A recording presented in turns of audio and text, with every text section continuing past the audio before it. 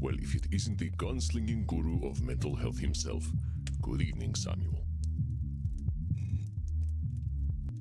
Continuing vampire therapist.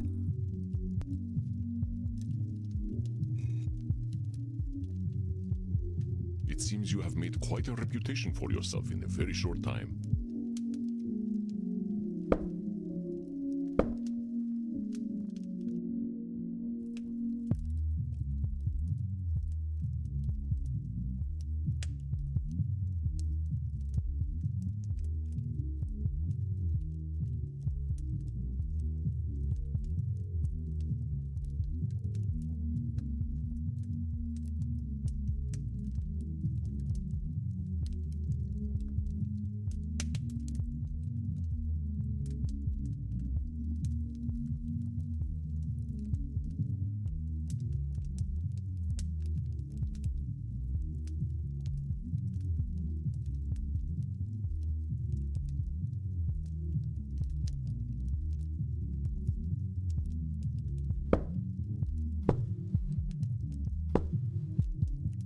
It's hard to believe I've only been here in Germany for 6 months.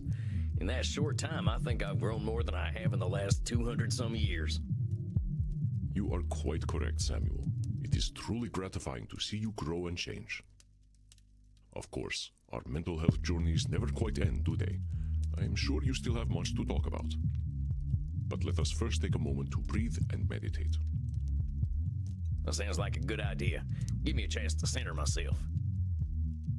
Very good. Now close your eyes and enter your place of comfort. Isabella d'Este. I wonder. Nah. How was Andy squeezing to that suit anyway? Is Raziel listening in on our conversation? Princess to the rescue! I sure am a lily-livered coward. Cognitive distortion left and do-si-do. What am I doing hiding out in Germany? Why'd you do this to me, Ernie? You keep running, Sammy boy. You dummy, Sam, loving your horse more than your kid. The United States needs some therapy. Sure am glad I don't sweat. Tarnation. What a great word. Are you feeling better, my friend? Yeah, I'm a real meditation master, I'll tell you what. You will only become a master of meditation when you are one with the universe, Samuel. What came up for you tonight? I've still got my head wrapped up in my past wrongs. I feel like kind of a yellow belly for running away from them to come here. But dang it, there's me labeling myself again. Why are you calling yourself a yellow belly then? It's a pattern of mine, that's all. I gave you my history, and it's a history of my running away. I ran from my home, I ran from all the trouble I caused, I ran from my wife and into the hands of a vampire gang, then I ran from them and hid out in the woods. When my gang tracked me down, I ran off to Europe. Whenever the going gets tough, Sam Walls gets going. Samuel, this is quite the oversimplification. I remember a man who came into my office and told me about how he should have made better decisions as a traumatized child. In each of these cases you speak of, you made difficult choices following terrible events. Have some compassion for yourself, my friend. Yeah, well, I haven't even given you the full story yet. There's another thing I've been running from. I got kin, Andy. Distant kin, but kin all the same. See, my wife was pregnant when she up and left me. Didn't even tell me. My line ain't never been strong, thank goodness. But I've got a great-great-great-great-great-granddaughter. Give or take one of them greats. I looked her up, and she ain't living well, Andy. I want to be there for her the way I wasn't for my wife and child. But all I am's the undead man who got her great-great-great-great-great-uncle killed. If I were her, I wouldn't give me the time of night. Which I guess is mind reading, but it seems like common sense to me too. Yeah, I've tried to make amends, but as far as Ken is concerned, well, I ain't done shit. Hell, I can always be confident that I'll do the wrong thing when it comes to my family. I guess that's like being always right about being always wrong.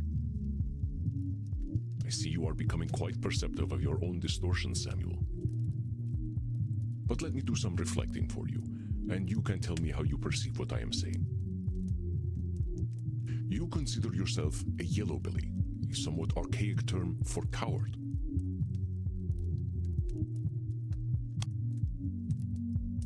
I guess I'm still doing a little labeling there, huh? A little. I believe you understand that calling ourselves names does nothing to improve ourselves. All right, all right. Maybe calling myself a coward ain't too good for me. Now then, you said you believe that your distant relative will not want to speak to you because you caused the death of another distant relative.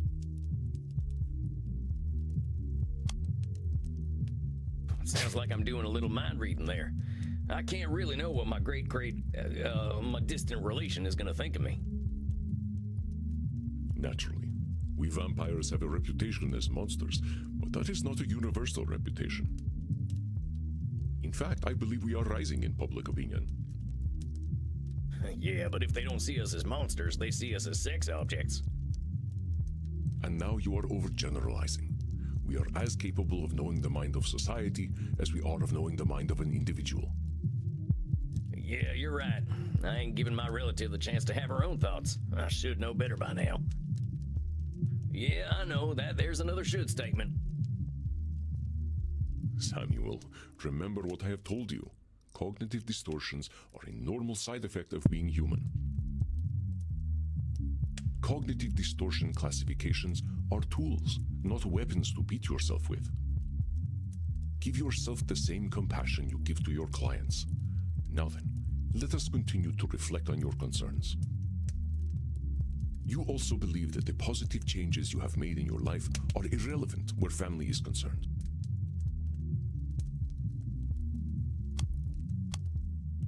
I'm disqualifying the positive by pretending the change I've made don't mean anything.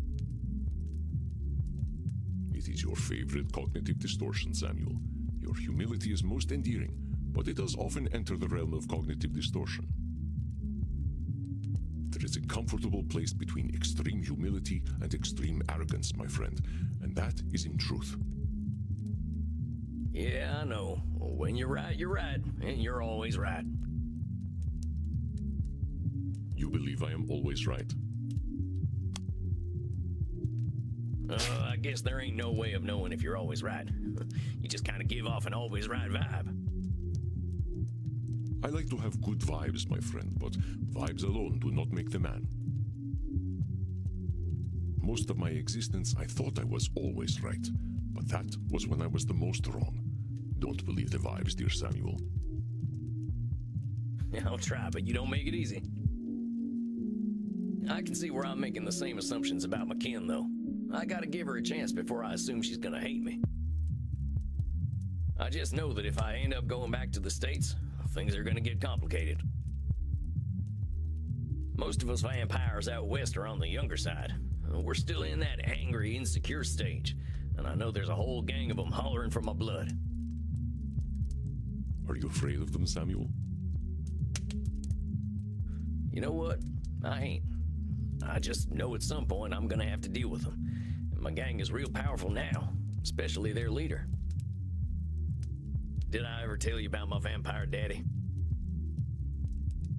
I assumed you would tell me when you were ready. Called himself Ernie Awigdunkel. A real piece of work. Fella had more blood on his hands than any vampire I ever met. I know this name. You know Ernie? He is a part of my darker history, and a part of humanity's darker history. He is your dark father? Well, yeah. Is that bad? He does not determine who you are, Samuel, but the man is still dangerous. His real name is Heinrich Kramer, and he is no mere murderer. He has a deep hatred for all humanity, especially women. I am discouraged to hear he still lives.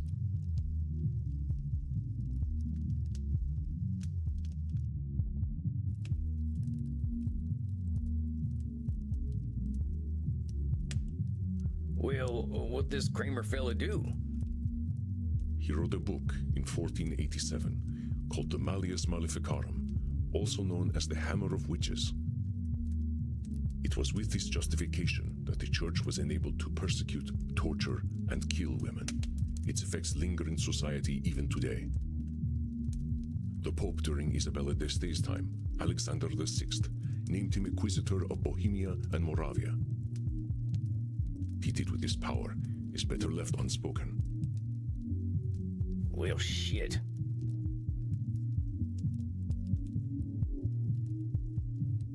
What was this guy's problem with women? They refused to enter sexual congress with him. They did not like him. He practiced poor hygiene, acted entitled, and was extremely insecure.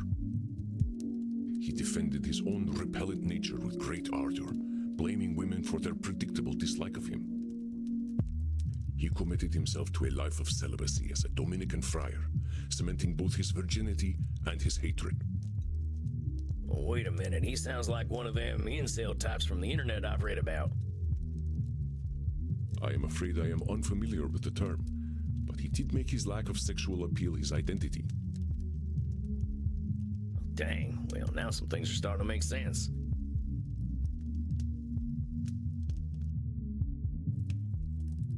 How do you know this Kramer guy, Andy? Samuel, know that I too have given myself to hatred. Mortals with a great capacity for evil drew my attention. I amused myself by indulging them. I do not absolve myself of my actions, but it is difficult to speak of them. The Andromachos of that time was a most pitiable vampire. Oh, I'm sorry, Andy. I didn't mean to dig at old wounds. Do not be sorry, my dear Samuel. We must not erase our pasts. Pain can be a somber teacher. I must ask, what became of Heinrich? Well, he runs Sanguinius Health, the health insurance company I told you about the last time. It's vampires from the boardroom all the way down, stealing blood, money, and hope from American mortals. Running health insurance gives them all the money they need for even more dirty deeds. How terrible. Oh, Heinrich, what depths will you not sink to? He disappeared from Europe 200 years ago. I had hoped he was gone forever. Do you think he can change, Andy? Oh, Samuel, yes, of course he can change. Like you and me, however, he must desire this change within himself. But hatred is not something Heinrich Kramer holds. It is his very identity. He will be reluctant to give it up. Are you suggesting that you aim to help him? Do you think I shouldn't? It isn't my choice, my friend. You will do what you are going to do. I guess I don't know what I want to do. But I know Ernie, or Heinrich, and I'm starting to get a handle on this therapy thing. If I can help him, shouldn't I be helping him? Let me reflect for you.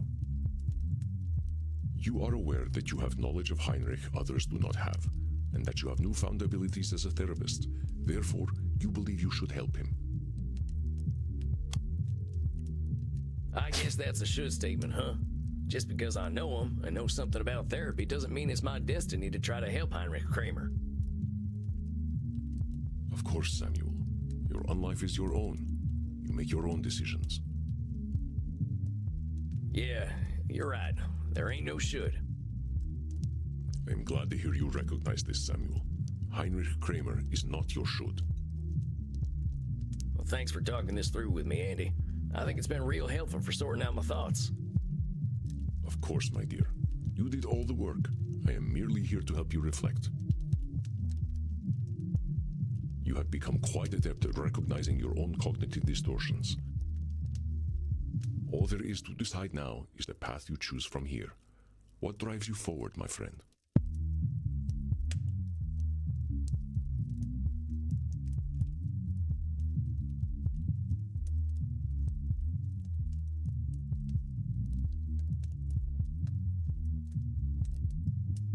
I've learned a hell of a lot here, Andy. More than I could have ever imagined. This European world just ain't mine, I reckon. Ancient demons, power-hungry popes, kings, and duchesses. This stuff ain't exactly in my comfort zone. Besides, vampires back home have got their own issues, and now I've got the tools to help them. I had a suspicion you were working up to this decision, though I hoped it would not be so. I really like it here, Andy, and you've been incredible. But if my heart still beat, it'd be beating for home. I don't want to let my clients down, but I think they're homebodies anyway. Maybe I can get them to do sessions over video calls or something. I think you may be the only person who could get Isabella Deste to do a computer video call. And we can continue my sessions from the internet? Of course, Samuel. Natural. Well, I guess that's that then. I ain't gonna run out too quickly, though. I gotta arrange for a new cruise back home, and I want to tell my clients in person. That'll take some time. That would be most considerate. Your clients have grown quite fond of you. Well, Samuel, I must say I am proud of you. It has been inspiring to see your command of cognitive distortions. I have no doubt that you will make your home a better place. Coming from you, that's real flattering. Like I said when I first came here, I'm just a lonesome cowboy looking for answers. You will always seek those answers, my friend, and that is what will ensure you continue to grow. But enough embarrassing Samuel. I believe you should go down and get yourself a drink. That sounds great, Andy. Rest in peace, Samuel.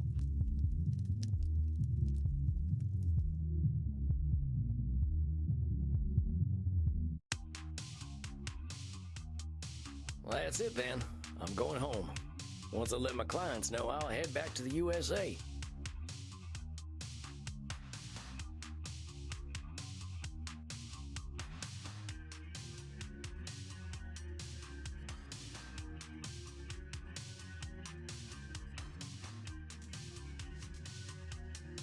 Time to give Crimson the news. Crimson, my favorite barkeep. How's the saloon tonight? You sound a little distracted, cowboy. Got something to tell me? Am I that obvious? You are. You're pretty adorable, Sam Walls. I like to say approachably rugged. Sure, let's go with that. What's the news, cowboy? Well, I've been here for a few months now. I came here to get trained up by Andy, and now that I have been, I think it's time for me to go home. No shit. Well, good for you, Sam. I think you're right. I don't think this place is for you. I mean, I ain't gonna learn German, that's for sure. Moving on just seemed like the right choice. I got some unfinished business back home anyway. You don't seem that bothered by me leaving, though. I figured I might earn at least a frown. Well, it just so happens that I've got some news for you. Can you guess what it is?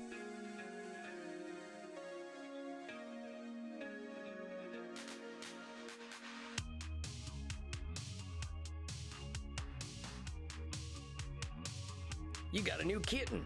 I bet you'll name it Sam so you won't miss me too much. You know, that's a pretty good idea. Maybe I'll do that. A Siamese named Sam. But no, that's not it. Take a look at me. Notice anything different? Well, no. How about now? Crimson, you're a vampire.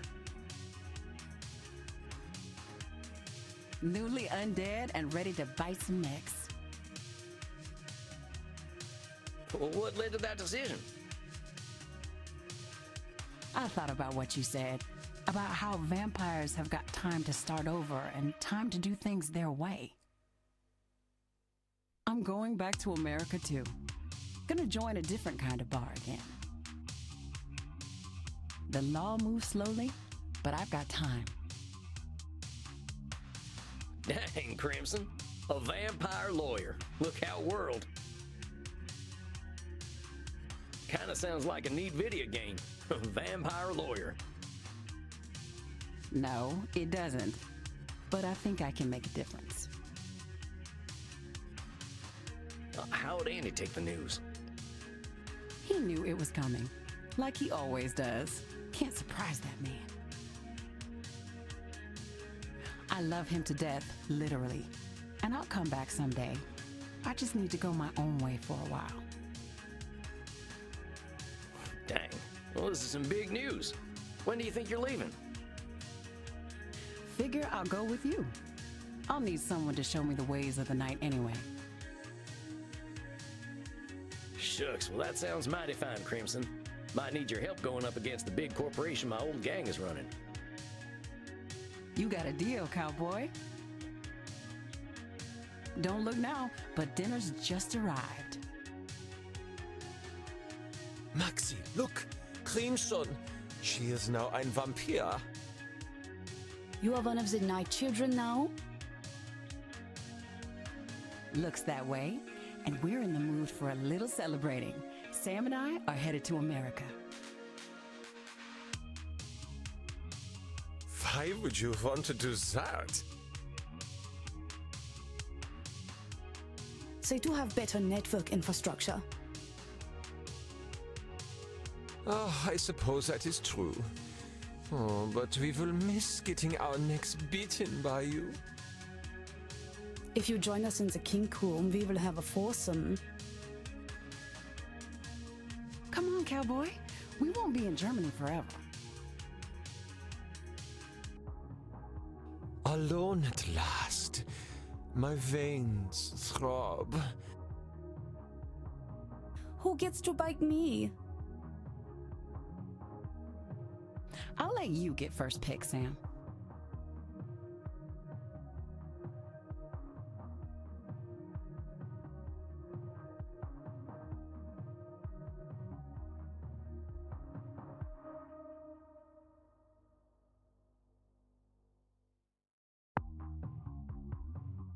Maxie, get on over here and give me that neck of yours. Oh, du machst mich sehr glücklich.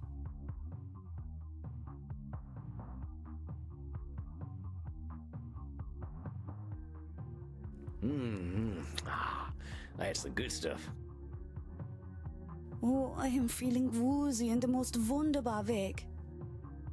Glad I could be of service. The new vampire is not so bad herself. I know my way around a neck. I guess I should turn in now. Gotta prepare to give my clients the big news. You are not getting away so easily, cowboy. The night is only getting started. Live a little, Tex. We'll be back in the land of Puritan pride before you know it. Ah, what the hell? You only die once.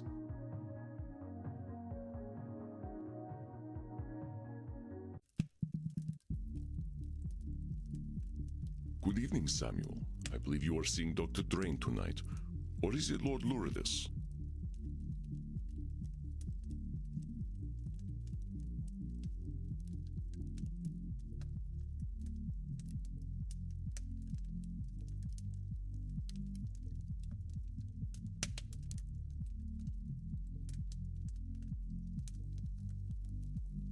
I sure as heck hope I'm only seeing one client. I don't know how the doc's gonna take the news that I'm leaving, but I'm sure Lord Lourdes would love to see the back of me. I believe Lord Lourdes likes to see the back of everyone.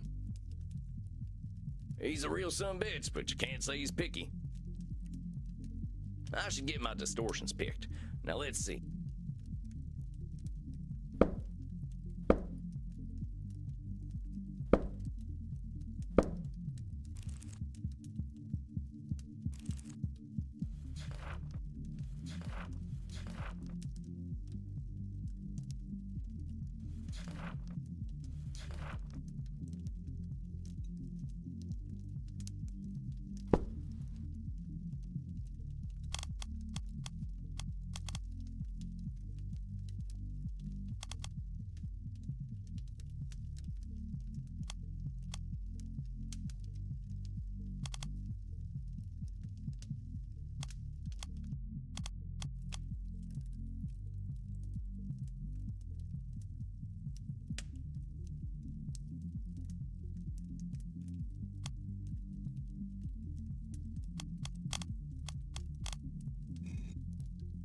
All right, got my chambers loaded up.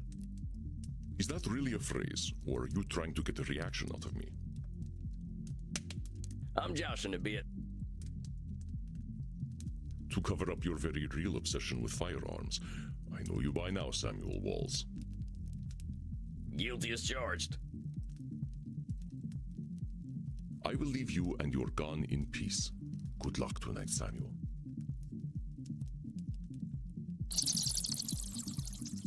Hello, Sam. Evening to you, Dr. Drain. How you been this month? Seems like you had a big breakthrough last time. Yes, I think I did. I have been feeling a lot better ever since. Well, you look great, like a new man. Or perhaps the same man, but whole.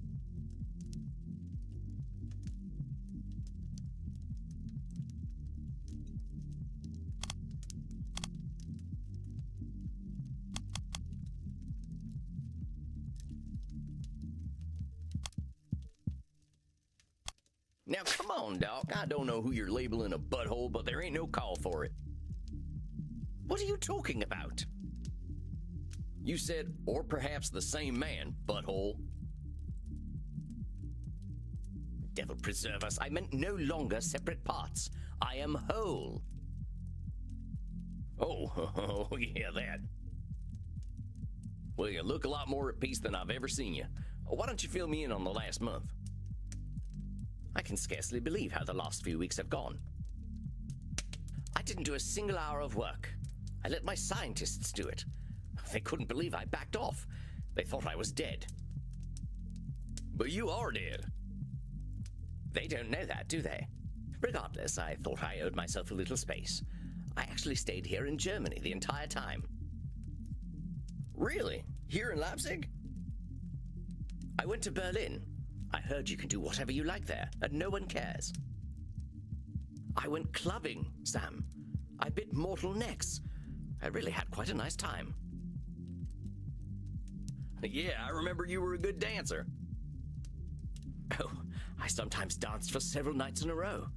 They keep some of these places free from light, so I was free to party day and night. I did end up doing some pharmaceutical research, though the more recreational kind. Sounds like you were living it up. You're keeping safe, I hope. Oh, Sam, I'm 430 years old. I don't have mortal fears. And did Lord Lourdes show up at any point? I dare say he was there the whole time, in some fashion. He's a much more agreeable chap when he's with me, though. Oh, and Sam, something else quite interesting happened. Oh yeah? What's that? I engaged in coitus. No shit? Oh, goodness, no. I've got Lord Lourdes under control now. Not to say that it wasn't exciting, though. I was a little nervous at first. I haven't had sex since I died, after all, not counting whatever Lourdes got up to. But riding another human being is like riding a bike, I suppose.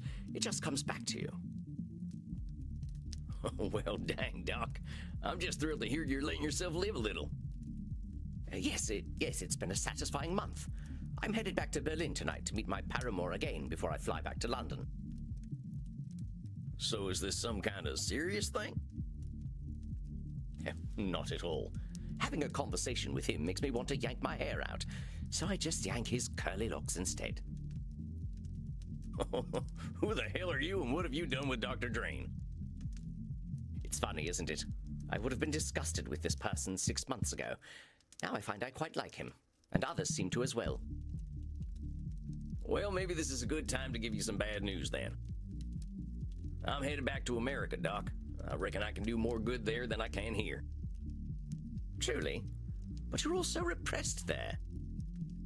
I guess you'd know, huh? Touché. Well, Sam, I'm sorry to hear that you're leaving, truly. Oh, I ain't gonna leave you high and dry. We can still do our sessions over the internet. It just won't be in person no more. Well, that's all right then. To be honest, I'm not sure I even know what I'd be looking for in therapy now.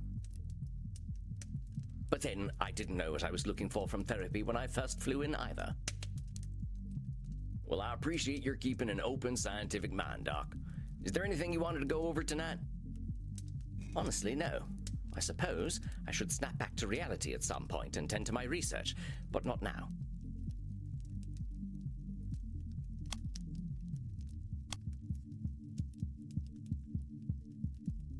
Well, remember, them should statements are what got you to lock up Lord Lourdes in the first place. Think about what you could be doing, or what you want to be doing. It's that intrinsic motivation that'll take you where you want to go. Of course. I'm a vampire now. I'm the master of my own destiny. Attaboy. You got any strategies for what to do if you want to get into that plasma stuff again? If I desire to go down that road, I am surely denying myself my vampiric nature again. Perhaps it is best if we maintain our sessions. I think I know what I want right now, and that's a spot of blood and dance. What do you say, buckaroo? Oh, sure thing, old chap. Come on.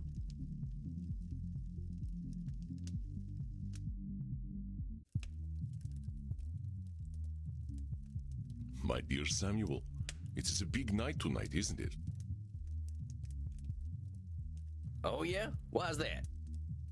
You are breaking the news to Senora Deste that you are leaving, are you not? Against her nature, she has grown very fond of you, my friend. Oh, yeah. Who the heck knows why, right? Are you fishing for compliments or merely disqualifying the positive once again? Let's say fishing for compliments. Very well. Samuel, your disarming charm and compassion undoubtedly make you an attractive vampire to our kind. Somehow, at a young age, you possess a natural wisdom that... Okay, I was really disqualifying the positive again. You are so easy to embarrass as well, which has its own charm. Very well, Samuel. I will leave you to your dark business. Good luck with Senora Deste, my friend.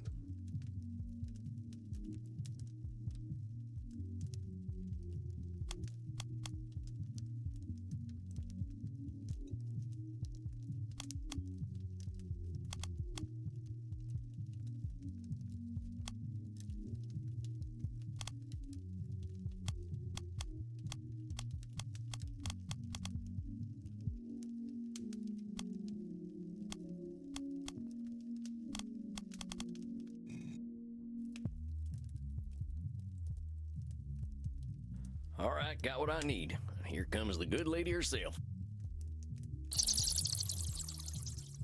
Evening, Senora. It's good to see you. I am pleased to see you as well. You have been on my mind of late. Oh, why's that? I wished to apologize for my behavior during our last session. I let my monstrous side come out, and I addressed you in ways most unseemly. You have been kind to me and did not deserve this treatment. Oh, think nothing of it, Senora. Therapy's kind of the place for them big emotions to come out, ain't it? I didn't take it personally.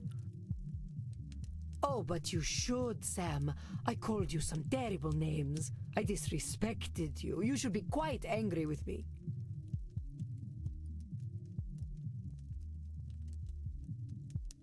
All truth, I'm glad you let yourself get properly worked up. Yes, that is exactly the problem. I allowed it. I allowed myself to insult a man who was being kind and patient with me. I lost control. I should not be so careless.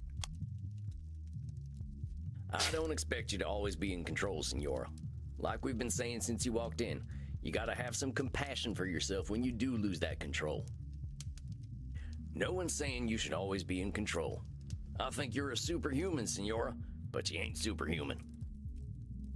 You are, of course, correct. I fear I shall always have this tendency. But I am becoming more aware of it, thanks to your guidance. That's the absolute best we can expect of ourselves. We ain't never gonna be perfect. Being self-aware is the closest we're gonna get. I ain't surprised at all you're making a ton of progress, Senora. You're a lady who likes to do things properly. But let us say, not perfectly. Exactly, you're getting it. I ain't worried about you, Senora. How have the last few weeks gone? Have you done any more art? A little. It can be a little frustrating for me to paint when I am so unpracticed. I think I have always been better at recognizing and cultivating talent in others. The problem has always been that my artist cannot stand dealing with me. Poor Leonardo used to tremble whenever I said his name. I would like to try being a more patient benefactor. I think that's a fantastic idea, Senora. Maybe the next great masters are out there waiting to be discovered. Yes, that is my thinking. There will always be rise of the spacewalkers. But I can complain about the state of art today, or I can do something about it. See, now that's a great direction for your frustration. Don't let them folks be the only ones making art. That is my thinking exactly. I'm starting a foundation for the arts, specifically for talented, living women. I aim to spend about €1 billion each year. I believe that should be enough to create art worthy of attention. $1 billion a year? Where'd you get that kind of money? My children's children intermingled with the Habsburgs and Medicis. My dynasty is full of blood-sucking investment bankers I can exploit. Oh, you mean they're vampires? No, they're just mortal leeches. But they will do what they are told. What about them artists you're funding? Are they gonna do what they're told? I shall not hobble them, as I hobbled the great masters. I will let them share their own dreams. But they must be dreams. I will not fund a rise of the spacewalker. Seems like you got a good game plan, Senora. This sounds like a real touchdown. What on earth are you talking about? Oh, never mind. Just saying, seems like you're on a good path, Senora. Maybe this is a good time to tell you I've got some news too. I'm going back home soon. To America. Why would you ever want to go back there? Are you trying to get away from me?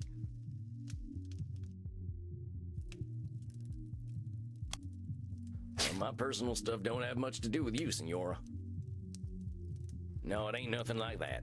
I've got my own reasons. Stuff at home that's waiting for me. I know I can be a little intimidating sometimes. It doesn't have anything to do with you, Senora. It doesn't mean we have to stop doing our sessions.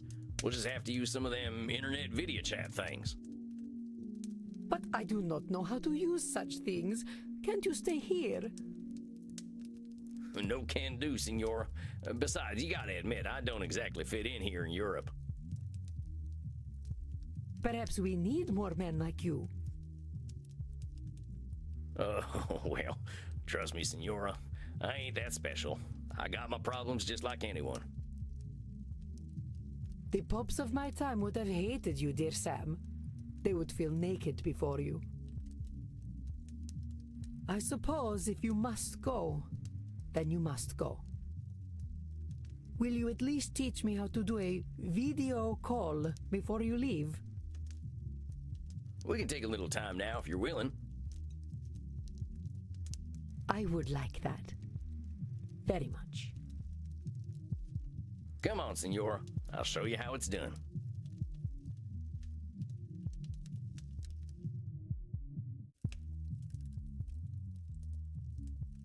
Samuel, my dear, so lovely to see you. How are you feeling this evening? Oh, all right. A little nervous, I suppose. About Edmund? Yeah, he didn't seem to be doing too well last time. Feel for the guy. You had empathy and compassion for him when not many would.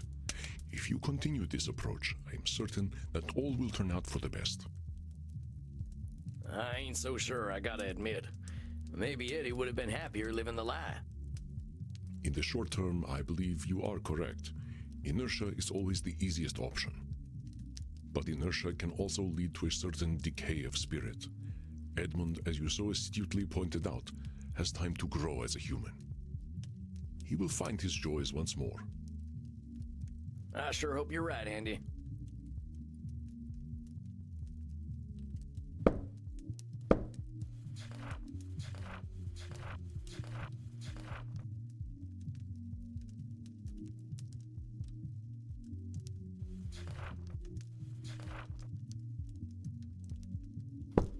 I don't think I'm gonna see the same Edmund tonight, though. It sounds as though you have difficult work ahead tonight. I wish you the best of luck, Samuel.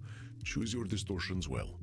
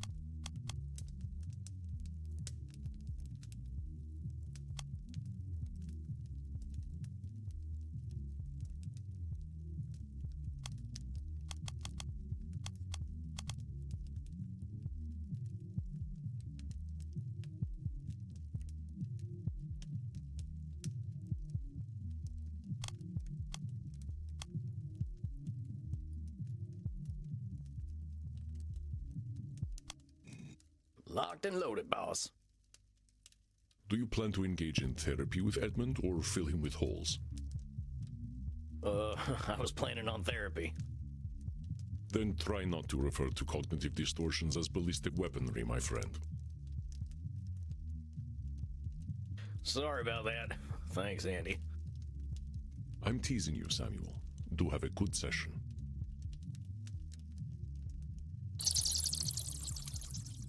Howdy, Eddie. It's good to see you.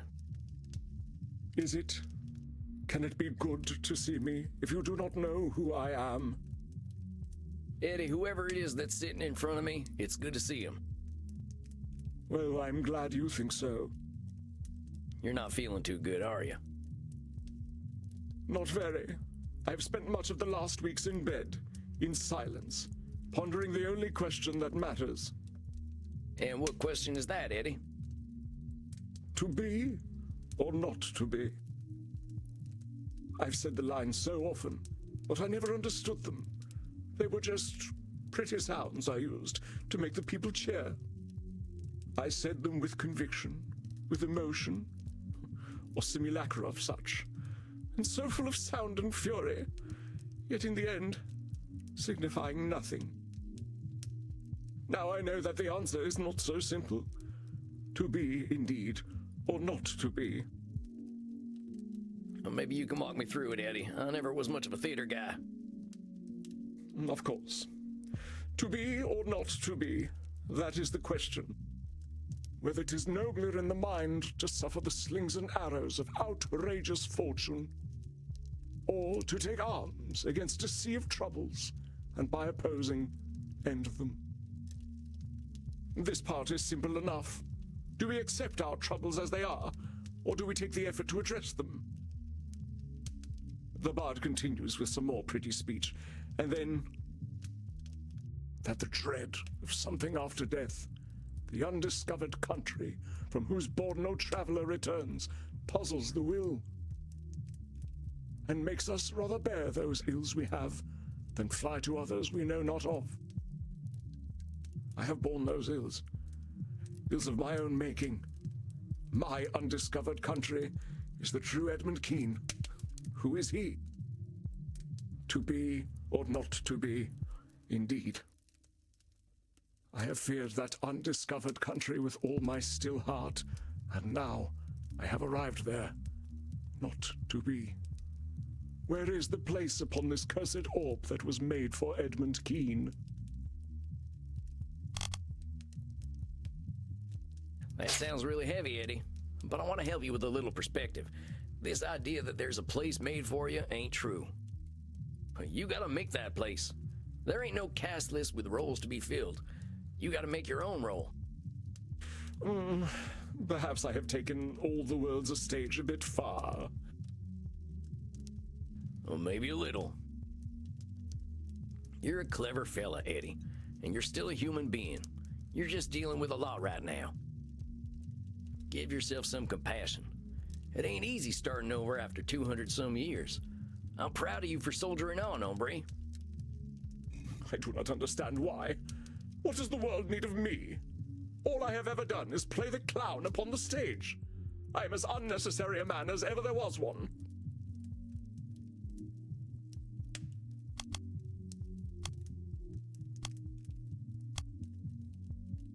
I am as unnecessary a man as there ever was one.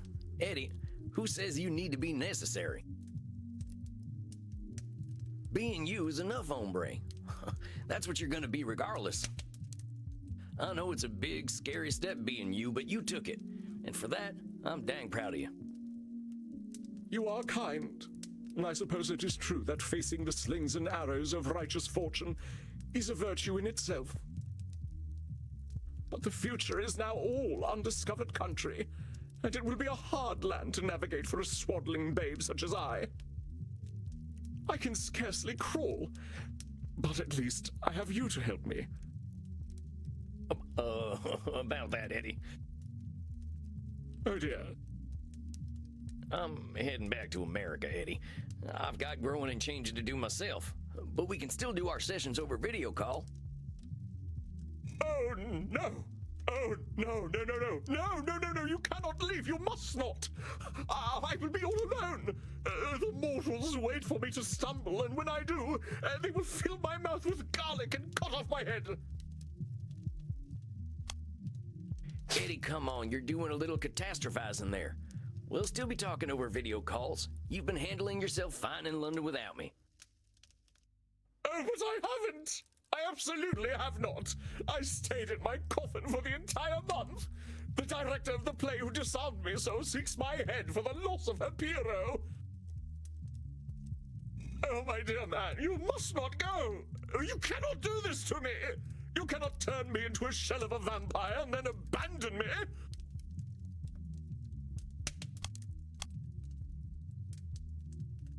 What makes you think I'm doing this to you, Eddie? I've got my own concerns that don't have anything to do with you. I'm going back to the U.S. for myself. Now I know you're coming from a vulnerable place and all, but I'm making this change for me, and you've got to accept that. I know. I'm sorry. Just don't leave me, please. I could come with you. I could go to America. Yes, a fresh start. I know America. I performed in Canada and in New York City. Well, Eddie, I ain't much of a city slicker. I'm headed west. I could move in with you. We could be roommates.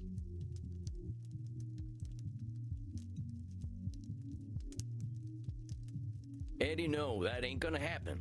Look, I think there's something to what you're saying about that fresh start.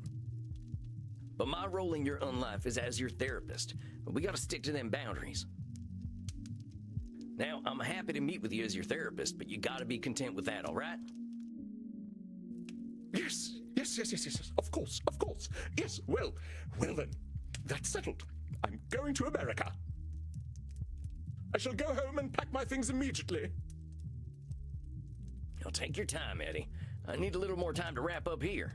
I'll let you know what my schedule looks like over Vmail. Now, you gonna be okay? Yes. The idea of a new start is rather exciting. I have something to look forward to. All right, Eddie. I'll talk to you soon then. Of course, yes. Oh, my country. My country, 'tis of the sweet land of liberty. Eddie, we're vampires. We don't have countries. Don't go trading one problematic identity for another. Yes, of course. Well, goodbye, Sam. Adios, muchacho. Well, a new companion, is it, Samuel? Oh, it ain't like that, Andy. I know. I am very pleased with you. You maintained your boundaries well and gave Edmund a lifeline. Well, an unlifeline. You are the future of vampire therapy, my friend. Oh, shucks. I'll settle for the present. Then the present is a fortuitous one. I believe you are owed a drink. Oh, yeah. After that, I sure as hell need one. Then go downstairs and enjoy yourself. You shall soon say goodbye to your last client. Enjoy Crimson's best while you can. Rest in peace, dear Samuel.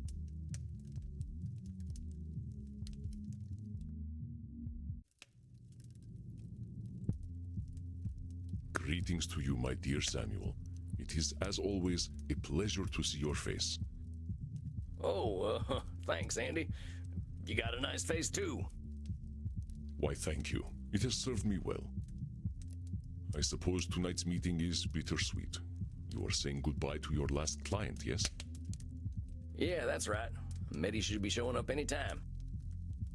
I would like to give you something then, before she arrives. Thanks, I guess. What is this? A piece of wood? From a barrel. One that once contained a naked man whose wisdom I was not ready to appreciate. His name was Diogenes. He would scream at people as they passed by, telling them to break out of the realities they were so comfortable in. He questioned Athenian society, no matter how sacred, and emphasized the return to the beauty of nature. He saw somehow through the constructed reality we have all created and understood the miracle of the individual. You, my friend, through your rebirth in death, your travels in the wilds, remind me so much of the man. Thus, I give this part of the barrel he lived in to you. Wow. Dang, well, thank you, Andy. What's it say, though? Some great insight about what it means to be human? It says Diogenes was here. Well, all the same, I love it. Thank you, Andy. It could have no greater honor. Now then, I will leave you to tend to your client.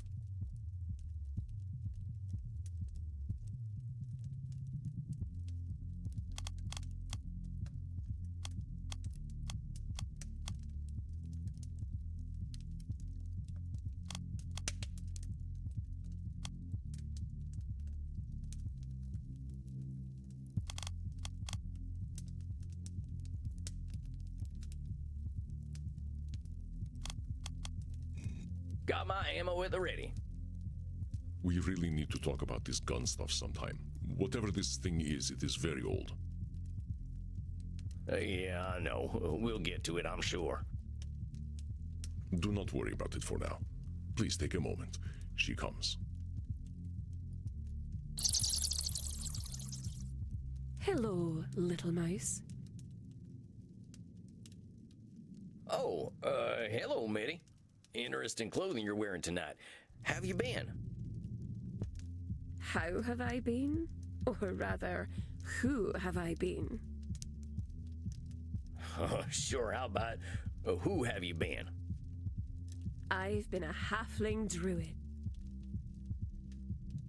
You've lost me. That's all right, sweet cowboy manling. I've had ever so much fun as a halfling druid. My name is Bulgo Fraggykins, a halfling of Tuckland. When I was a child, I saved a tree from being burned by a group of nasty orcs. The trees gave me magical druidic powers, which I now use to cleanse the land of evildoers. Hold on, is this a thing that actually happened? I know you're real old and things were different back in your time. What are you talking about, my sweet? It's happening right now. Me and my companions, we're a fellowship on a noble quest.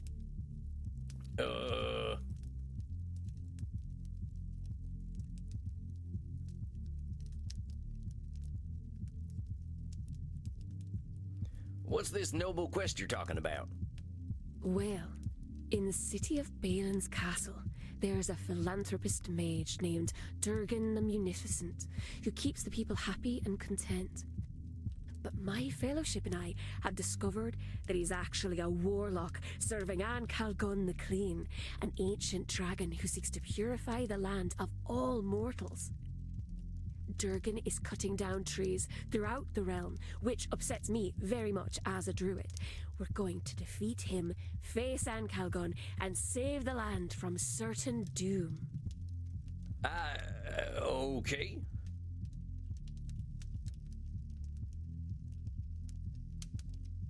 You said your name is Bulgo now, not Medi? That's right. My name is Bulgo Fraggykins of House Fraggykins. My family produces the finest pipeweed, Fraggykin Kush, but they're always burning leaves to get high. They don't approve of my becoming a druid, so I have to leave home and live in the woods. That is, until the trees started to disappear. So, I gotta call you Bulgo from now on? That is my name. Well, all right then, Bulgo. Hey, you never told me you were a druid. I know them types were all over Ireland back in your time, right? A druid is a servant of nature. We protect all things that grow from the forces of evil who aim to corrupt them. In return, nature gives us certain magical powers. I, for instance, can turn into a squirrel and a wolf. Well, dang. Seems like there's a lot about the world I don't know. But then I'm only 200-some years old. And you're very silly. That too. Okay, I gotta admit, I have no freaking clue what the hell you're talking about, Medi, or Bulgo. Are you doing all right? I'm LARPing, silly. I don't know what that is. Live action role playing. My friends and I get dressed up and we pretend to go on grand adventures. Your friends? Who are your friends, Bulgo? I did what you suggested. I emailed all my friends from the web ring, and they were very happy to hear from me. Some of them live in Ireland, so we decided to get together and play games. It's been ever so much fun.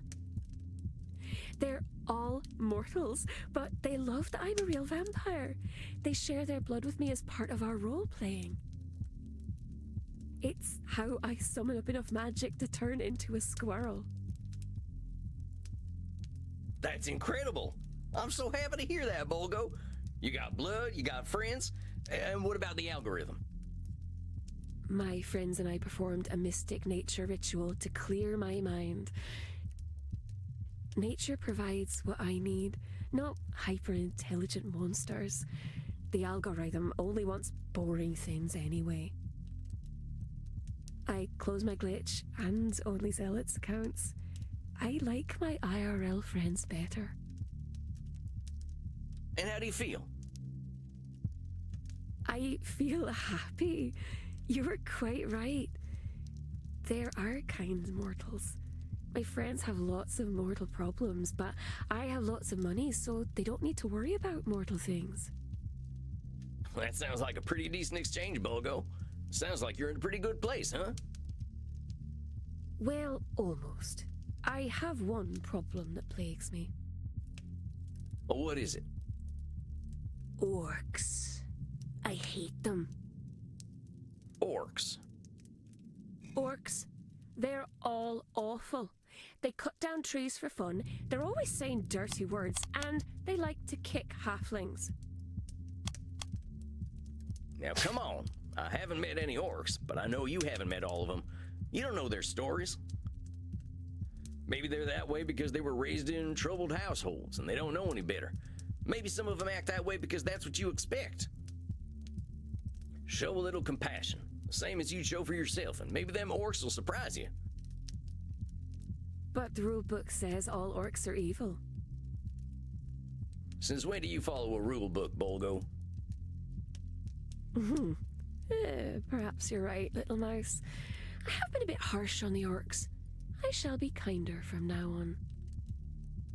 You do that. I gotta share some news with you, though. I'm heading back to America. I've got my own orcs to deal with. Of course, we can keep doing our sessions over video chat. The time zones are a little rough, but I can talk just before dawn. Oh, that's all right, little mouse. I would rather not do a lot of computer things. And I'm feeling much better now. Are you sure? I'm happy to talk, and I don't want you to think you're all alone. Little whisker face, don't worry about me. I have what I need now. Well, if you're sure, if you ever need me, just send me a V-mail, okay? That ain't no social network, more of a digital Pony Express. Perhaps I can tell you about my adventures and how I will exact my bloody revenge on Durgan the Betrayer. I'd love to hear all about your adventures, Volgo. I guess this is goodbye then, huh? Nay, 'tis not a goodbye, but a farewell, sir. And may the light of Malone shine upon your path. Walk with nature. Well, I hesitate to say any client is ever cured of cognitive distortions, but perhaps Bolgo is. Yeah, I wonder. She's been pretty free of all this human society stuff for a while. Maybe she knows better than any of us. Perhaps. The Dark Angel Raziel ensnared even her, however, so we should be aware of his influence. Well, that was your last client. I suppose you are now free to leave whenever you like. Oh, I ain't no rush, Andy. I'm still dealing with the cruise line to get some space for my coffin. I'll be here a little while yet. Then I shall endeavor to enjoy your company a while longer. Come, Samuel. The nights grow long. Let us enjoy ourselves.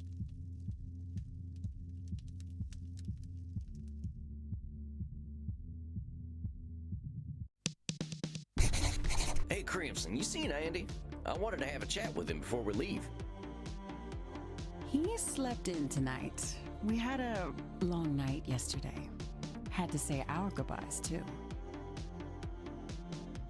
Poor guy acts like everything happens for a reason, and he's got to accept it. He was a little quiet. Why don't you check his office? I'll do that. Thanks, Crimson. Andy, you around? Crimson said you were acting a little strange. Andy? Oh, dang it, where the heck is that guy? Oh, he left the window open. It's freezing in here. I'll go close it. Ain't like Andy to be like this. Where the hell's he hiding when it's almost morning anyway? Wait a minute. Oh shit, there he is. I don't got time to pick my distortions. I'll just have to use the ones I know best. Andy, what the hell are you doing out here? The sun's coming up. I did not intend for you to find me, Samuel. I had said my goodbyes already. What are you talking about, Andy? There's no need to be thinking like this. Come on inside and we can talk. Do not fear for me, dear Samuel. I do not leave out of despair. There is no distortion. This is simply a choice that I have decided to make. How can you say that? Samuel, I have walked this earth for more than 3,000 years. I have watched civilizations rise and fall. I have witnessed horrors and wonders you could not comprehend. I have been hated, and I have been loved. And I have hated and loved. I am a creature of myth, Samuel. A fragment of another age. My time passed long ago.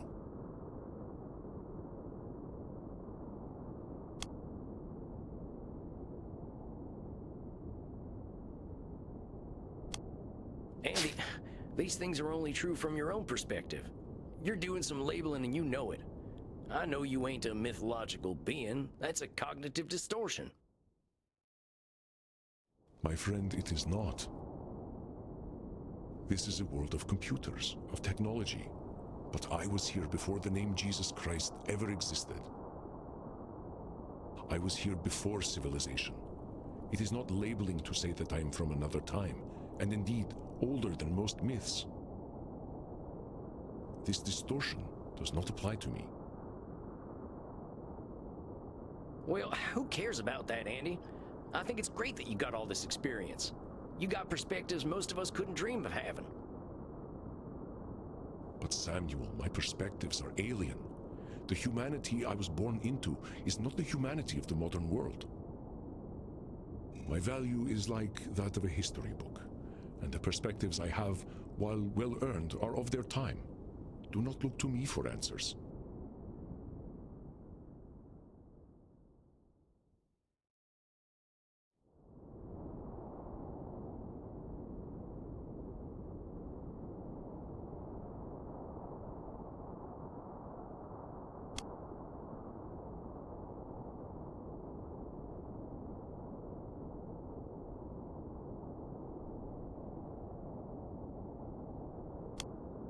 Andy, now you're disqualifying the positive. You compare yourself to a history book, but history books don't talk. They don't reason. Of course, my friend. But I do not disqualify the positive, not in the slightest. I merely ask you, and indeed humanity, to look to itself for answers. This is not a cognitive distortion. My dear Samuel, you give me such hope. That is why I must leave this earth to you, and those you will help cultivate and grow. I have had my place in this world for a very long time. I have done much good, and I have committed great evils. These things I accept. But it is time for me to stop having an influence on this world. When you told me that Heinrich Kramer still lived, it proved to me that I have had too much influence. The small choices I make change the fate of the world. Andy, that ain't something you can know. Heinrich Kramer is his own man. He's made his own awful decisions. It's a control fallacy to think you caused what he's done. It is not a control fallacy, my dear Samuel. My point was that my decision to support Heinrich Kramer had a lingering effect on this world. Like the wings of a butterfly, my actions have consequences for good and ill that cannot be predicted. But even butterflies die to support the natural order. This is not a control fallacy. Samuel, do not mourn me. All things must pass. It is the way of nature, a way that you know well. It is this way that brought you to my door. We have talked much in our time about the value of change and growth. Death is change, my friend. Nothing good can come from my having an eternal existence.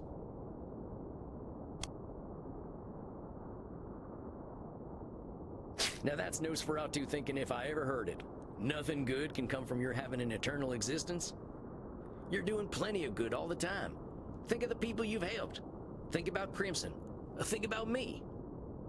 I did not say that I could do no good, my dear Samuel. I have been honored to be a companion to you, to Crimson, and to so many others. It is the eternal that is incompatible with nature. My thoughts are clear. This is not Nosferatu thinking. I know you look for the best in everyone you meet, Samuel. You see potential where others do not. That is why you seek to rescue me, but I do not need to be rescued. And that is why I am honored to leave the future in your hands. I confess, I did not have hope for Edmund Keane. Rarely can such men be aided, but you persevered. I would not hope to help Heinrich Kramer either, but you dare to hope. I should leave and allow this hope to flourish. Andy, pardon my saying so, but that's a load of horse shit. Where's that should statement coming from, huh? Just because you don't see the same potential I do doesn't mean you should leave. That's Distortion City Population Andy. There are certain shoulds, however, Samuel, that are inevitable for the world to keep turning. The sun should shine, whether we like it or not. We should drink blood, whether we like it or not. And all things should die, whether we like it or not. It is not a cognitive distortion to think so. Please, Samuel, do not make this difficult for me when it need not be. Go, face your bloodfather. I believe you will succeed in turning Heinrich, and that will bring me peace in death. But, Andy, I don't want you to go. I know, my dear Samuel, but I must move on, just as you must. I have had my time here. Too much time. Too much blood has been spilled on my account. I have done much to atone for this, but for good or ill, my time must be over. I have a confession, Samuel. Perhaps it will make my decision clearer to you. I am Heinrich's bloodfather. What? I made him into a vampire. I gave him eternal life. In my hatred for humanity, I empowered him in his dark work. It is my choice that brought the Malleus Maleficarum into existence. My choice that fueled the deaths of so many. The beating of my wings 600 years ago killed your brother, destroyed your family, even caused the death of your princess. I am so sorry, Samuel, but I hope you can understand why I must go. The world does not need my continued influence. There is no cognitive distortion that clouds my thoughts. Only the clarity of seeing the long arc of history formed by my hand. I don't know what to say, Andy. Then say nothing, Samuel. Go back downstairs. Live your own life. I have accepted my influence on this world, but that influence is over now. Crimson is now a vampire. She needs me no longer. You are a greater therapist than I. I am at peace. If I may offer a last word of advice, my friend, remember your strength. Approach every client with the same mentality you always have, and it will serve you well. Wait a minute. Approach every client the same way. I know what Andy needs. Now, I wish to see the sun rise one last time. There is nothing more you can... That's where you're wrong, Andy. I do have something to offer you, and that's compassion. I know you've done some awful things, and that must weigh mighty hard on you. I can imagine the pain you feel at seeing someone like Heinrich Kramer running around reminding you of the vampire you used to be. I appreciate your empathy more than I can say, Samuel. You are right. It is painful. But my decision is about more than pain. I know my presence is unnatural. My world has died so many times over. I know it has, Andy. I watched my friends and family die out a few times. You've done it 100 times at least. If you didn't feel that, there'd definitely be something wrong with you. I'd say that pain is more natural than anything. But you don't have to feel that pain alone, Andy. You've made this world a better place so you don't have to. You are kind, dear Samuel. Too kind to an old relic like myself.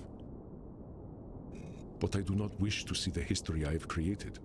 It is darkness that builds upon itself, regardless of what I do. Andy, I forgive you. A lot of them decisions you made were terrible ones. Now that Andy was a hateful asshole, but I feel sorry for him. Nobody who feels content and peaceful does things like that. I'm sure he hated himself as much as you hate him now. I know what it's like to look in the mirror and see a murdering sack of shit. But you're a person, Andy. You got needs, joys, regrets, and sorrows. You're deserving of love. And I love you, man.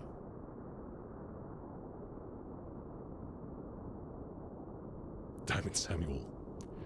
Don't you know crying is dangerous to a vampire? It is fluid we cannot stand to lose. Well, let's go get you something to drink then. Come on, Andy. Let's get back to the darkness. Thank you, Samuel. Thank you.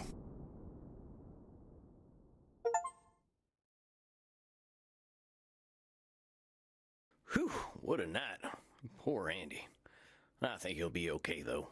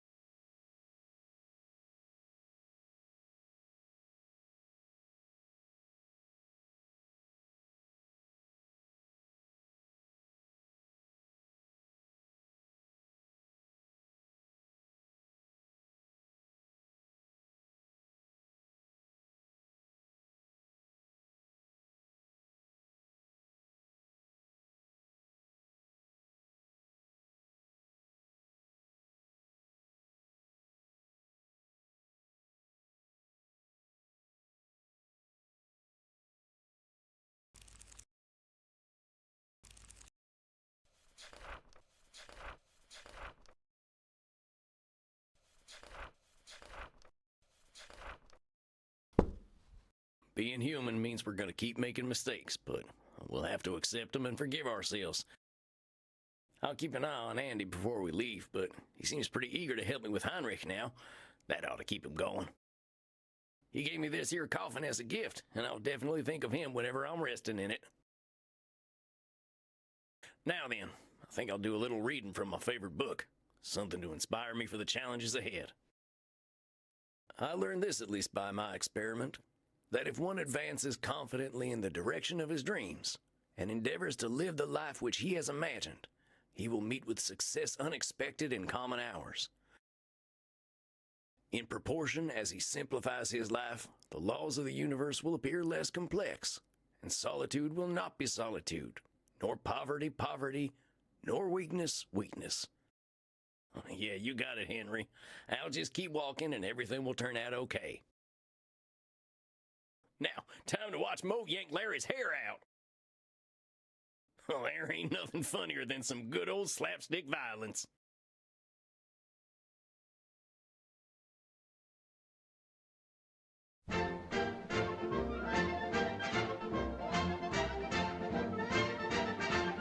All right, I think I'm nice and relaxed now. Time for some good rest. The real journeys are still to come.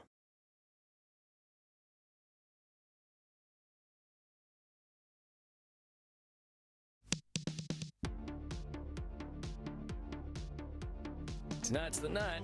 Time to hit the dusty trail back home.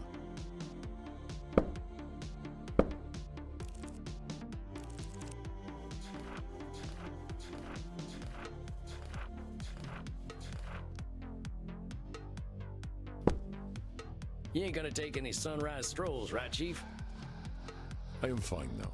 It was a momentary lapse of self-awareness. I have much to regret, but much to live for as well. I believe that you can turn Heinrich Kramer, Samuel, and I wish to help you as much as I can. You better, Sugar Blood. You know I can stay if you need me.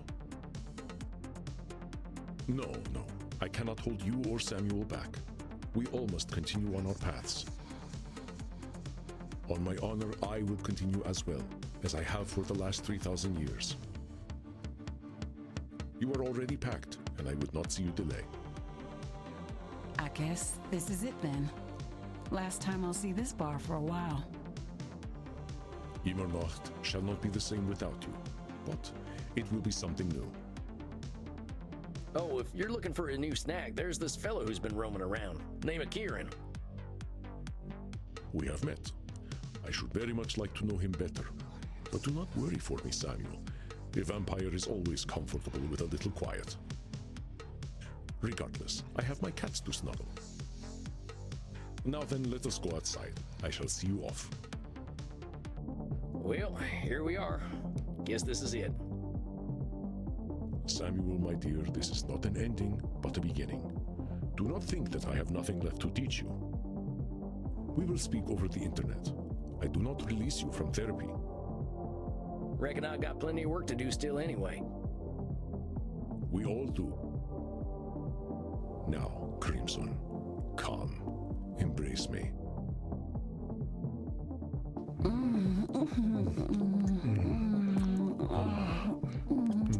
Gosh. I'm gonna miss you, Sugar Blood. We will see each other again before long. And when we do, I will give your body pleasures that you cannot conceive of. First, I will lick your... There's the American I know so well. Very well. I bid you both an exciting journey. Now get out of here. Tears are unpleasant to our kind.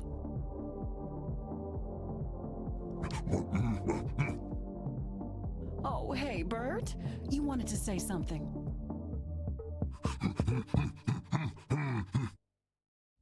I think he wants to see us off.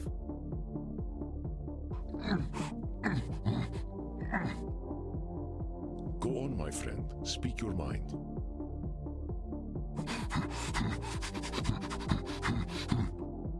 Have fun, mate. Oh, Bert. You always know what to say.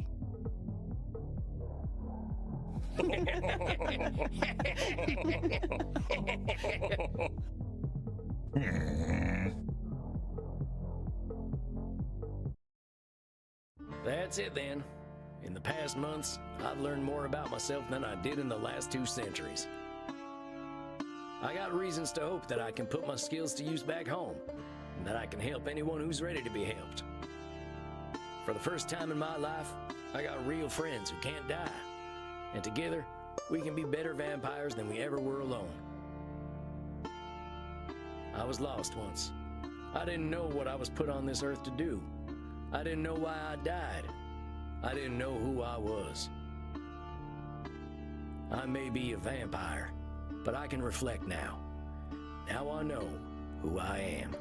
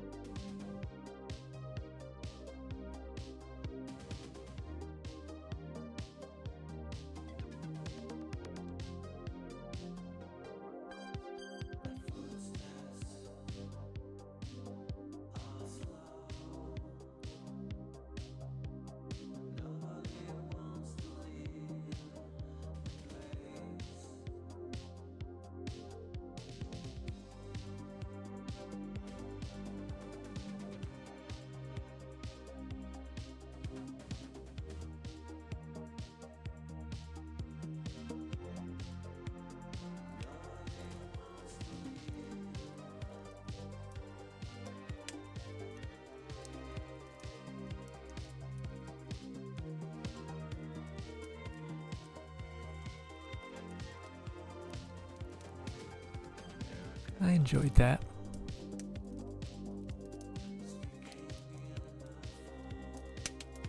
Now, the blood of Troy in Spanish Nights DLC thing.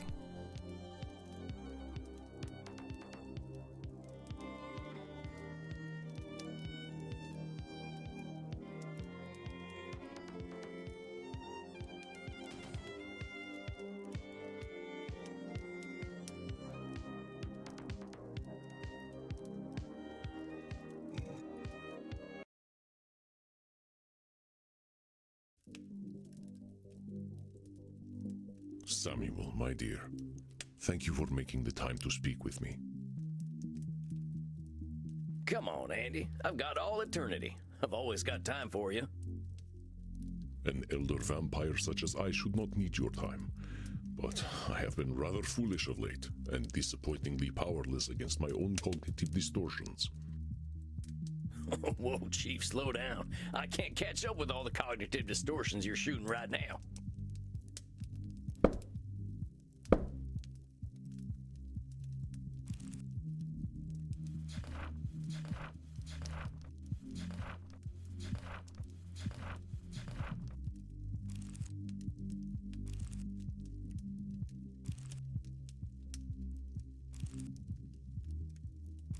I know. I have been neglectful of my own mental health, and that is why I wish to speak to you tonight. Before you came to learn from me, I was the only vampire therapist. But now that you have been trained, I wish to ask for your help. Me? Andy, you said it yourself, I'm a baby vampire. How am I supposed to be your therapist? Also, ain't it kind of weird to have your own client as a therapist? To be a therapist is not a position of power over another, my friend. Naturally, I think a different therapist would be preferable, but you are here, and I understand your style. I believe you will be an excellent guide for my thoughts. Well, if you think it'd be all right, of course I'm here to talk. I've been worried about you. I am sorry for that. It has just been emotionally difficult to see how my past, much like myself, refuses to be buried. But perhaps my efforts to bury my past have been the problem. I wish to unburden myself to you, Samuel. I promise it will not take 3,000 years. I suppose you should pick what cognitive distortions I am likely to exhibit. I think we both know what my chief distortion is. As reformed vampires, we have similar mindsets.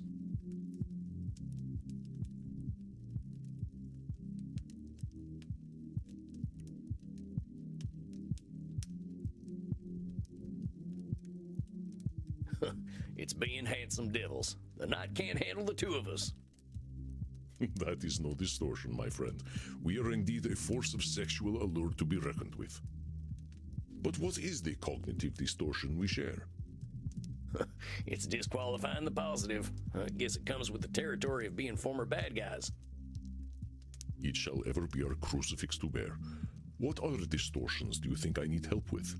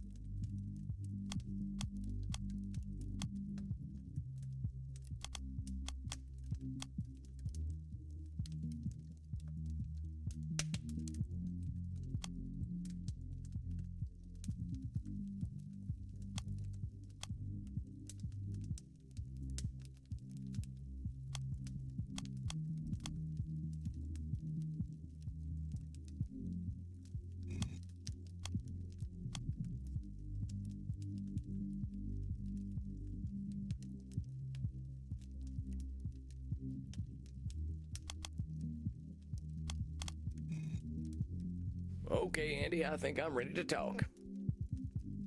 Do you mind if we play a game while we speak? Much of what I will recall will be difficult to talk about. Well, sure thing, Andy. What'd you have in mind? Let us play a little Settlers of Wallachia. Sure thing, Chief. Kind of funny how everything we do has to be vampire-themed, but I'm game. We cannot escape our natures, as Dr. Drain might say. What would you like your first move to be?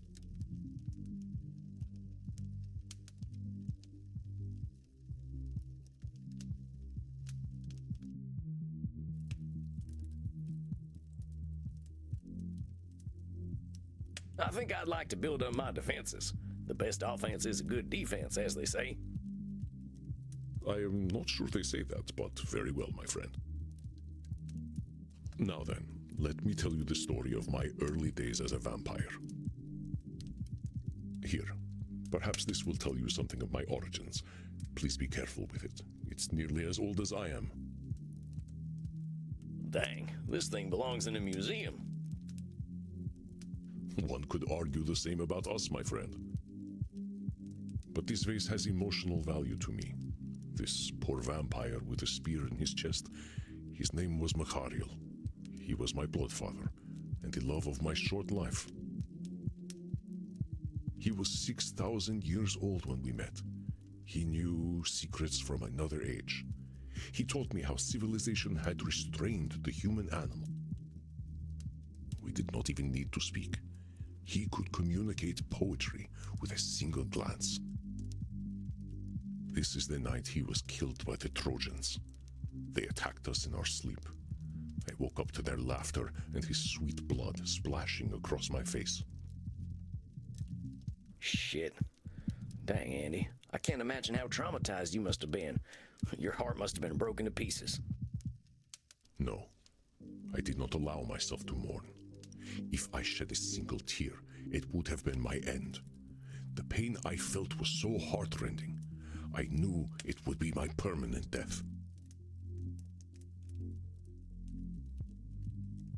I could not face my own sorrow, and so I turned my still heart toward anger and vengeance alone.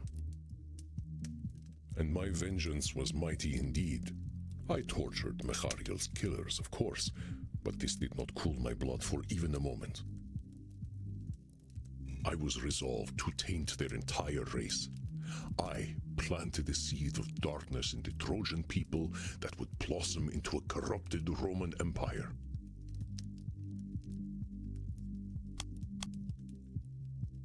Oh, hold your horses there, boss. You saying you caused the fall of the Roman Empire? Yes, the Trojans made Mechariel bleed, so I ensured that their fields were sown with blood, and all their harvests would taste of death. Their empire would be tainted from the start, built on suffering, and I aimed to ensure they would suffer. I guess men really always have been thinking about the Roman Empire, but that's a lot to swallow, Chief. I don't know that one man can bring down an empire. Perhaps, but I can draw a direct link from my actions to the tainted history of Rome.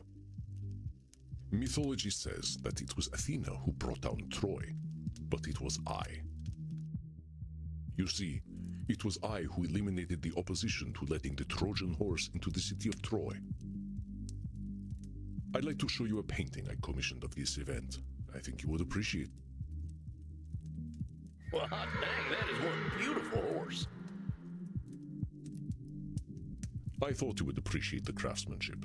We men of war love our horses. Hey, I'm a man of peace now, and I love horses even more. What's it say on the side of the horse? Faladum votum. It means a gift or sacrifice of Pallas. What's Pallas? Historians might tell you it is a pseudonym for Athena, and the gift of the Trojan horse was in her name. That was not my meaning. Let me explain. After the fall of Troy, the Trojans were led by a man named Aeneas, though I usually thought of him as Enos. Real mature, Chief. Come now, Samuel, I was young. Anyway, Aeneas was the ideal the Trojans wished to live up to. He was extraordinarily handsome, strong, and wise, not a mindless killer like those who killed my Mechariel. But I would reveal this ideal to be false. I knew the mind of Aeneas. He was a Trojan, and like all Trojans, selfish and cruel. I would prove there was nothing redeemable about a Trojan. Oh, but Chief, before a Trojan's a Trojan, they're a human. Maybe Trojan culture taught some of them to be a certain way, but being Trojan ain't in anyone's blood. Besides, ain't it you who's always reminded me that vampires don't have nationalities? You are of course correct, my friend. Aeneas was born a human, not a Trojan. But I wished to hurt him and all his people. After the siege of Troy, the Trojans were a landless people. They drifted across the Mediterranean to the great city of Carthage in northern Africa. Carthage was run by Queen Dido, and even then, women proved more stable rulers. Her people were happy and content and did not fear the immigrant Trojans. They welcomed the wayward foreigners and invited them to settle in Carthage. They were offered fields to farm in, protection, and a fair place in the city. Indeed, Dido herself fell deeply in love with Aeneas, and he with her. It seemed the Trojans had found their peace. But for me this was not fair. Why should the Trojans live in peace? Why should they smile when I wept for Mechariel? I believed they should suffer.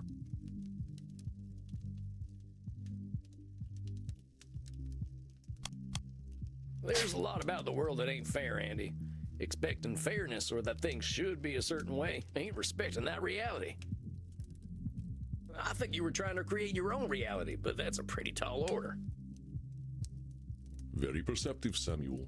If only I had you around back then to share your wisdom, though perhaps I was not ready to receive it. I could only think of hurting the Trojans. I made certain that Aeneas and his Trojans would no longer be welcome in Carthage. I seduced pure Aeneas. He was not so pure when I was done with him, Seduction was always a great skill of mine. I never would have guessed. But I made sure that Queen Dido saw us. She adored Aeneas, and I broke that poor woman in my lust for vengeance. Aeneas could not face her again, and so set sail with his people away from the land that had so warmly welcomed them. Queen Dido built for herself a mighty pyre, and even from 3 leagues away, Aeneas was forced to see his love burn in the fire of her sorrow. He could not hide his shame from me, nor his tears. To me, they were beautiful. Holy shit, Chief. I get that hurt people, but dang, you could have turned it down a notch. Oh, that was not even the end of my vengeance. But first, I believe it is your turn to settle Wallachia. What are you going to do?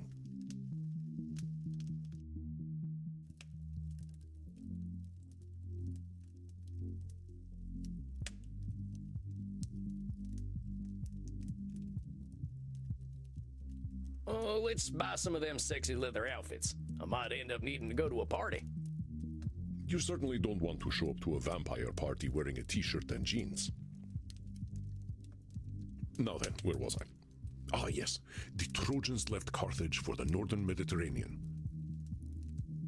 In the land we now know as Italy, Aeneas met a noble Greek man named Evander, and to my dismay, they set aside the horrors of the Trojan War and became allies. Evander's people were warring with a local tribe, the Rutulians, led by a bloodthirsty boy named Turnus. In the dark of night, I joined with Turnus. I trained his people in the art of war. I taught Turnus how to fight as a man who fears neither death nor shame. In the ensuing battles, the child of Evander, Pallas, was killed by Turnus, despite Aeneas's protection. Aeneas was enraged that his peace with the noble Greek Evander was threatened, and so, day after day, he slaughtered Rutulians until Turnus's people became afraid and began to turn against their leader. Knowing that Turnus would lose, I convinced him to challenge Aeneas to single combat, a final battle. But Turnus would only lose his life. I was determined that Aeneas and the Trojans would lose their souls. I convinced Turnus to wear the belt of Pallas, the child of Evander he had killed, as a trophy. As I predicted, Aeneas easily defeated Turnus, ending the war against the Rutulians. But as Aeneas extended his hand in mercy, he saw the belt of Pallas, and that mercy melted away. He drove his spear into Turnus's chest, and Rome was so founded, not in mercy, but in blood. So you see, Samuel, I was the cause of Rome's bloodlust. Every cruel emperor, every colonial injustice, even the spectacle of the gladiators, they were my doing. Oh, but Chief, that's assuming way more power and blame than you can take credit for. You hurt them Trojans, sure enough, in ways they couldn't erase. But you can't suggest that you created the morality of people who weren't even born yet. I understand this now, but I do not wish to erase the part in Roman history I had. After all, this was only the beginning of my evil deeds against the people who once called themselves Trojans. I'm sure you would agree that the things I did to the Trojans were horrific. Because of the loss of my lover, I aimed to taint the soul of an entire people. In the last 200 years, I have done significant acts of good. I have uplifted the poor. I fought the scourge of fascism. I have helped vampires find the peace that was so elusive to me. But the good I do now is washed in the blood of millennia. And all that good shall be lost in time, like drops of blood in the vein. But Andy, who asked you to compare those evils to the good you do? Is the Andy of today gonna do more of them evils? He will certainly aim not to. So why are you cutting him down? Would it be better if he didn't commit acts of good? Do you need to remind him he's evil every 5 minutes? Or is that disqualifying the positive? You see why I also need a therapist. Knowledge of cognitive distortions does not mean that I am immune to them. So you've taught me. But I like the Andy I know, so I'll thank you kindly not to be such an asshole to him. Crimson does say that she likes Imernak to be an asshole-free zone. I would not wish to disappoint her. But regard well, I have claimed all of your souls, and am now the Voivode of Wallachia. Oh shucks, these German board game rules are so complicated. And I have had thousands of years of experience in the art of war, my friend. Next time, press your advantage. You may do a little better. But for now, let us go down and party. I am DJing tonight, and it is time to get down and boogie, as the children of the night will say. Oh, are the mortals still saying that? I don't actually know, but I am ready to let off some steam. Come, my friend, the night awaits.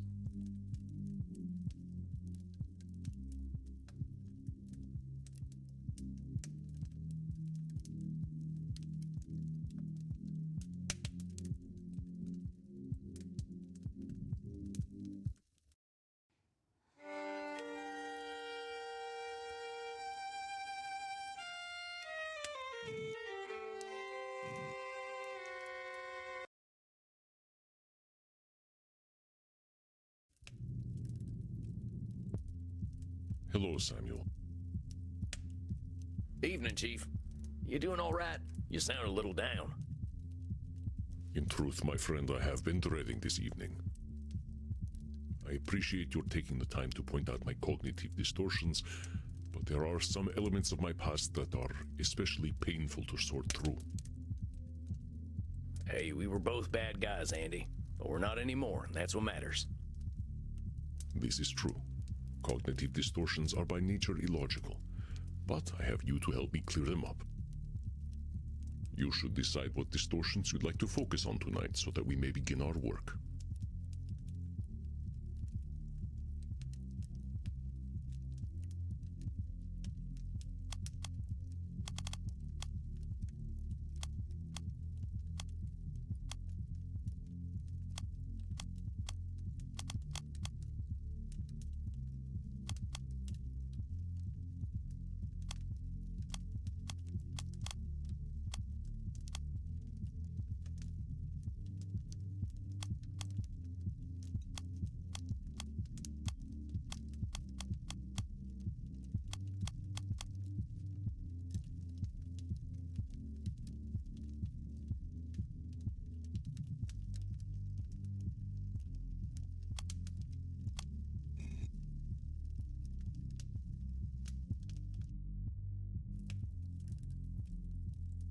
I think these will suit me fine.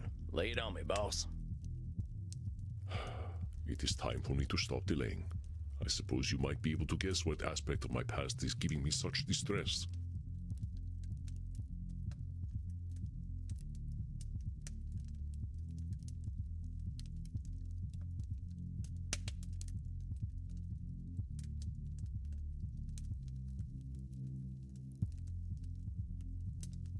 I know your history of sexual conquests is probably weighing heavy on you.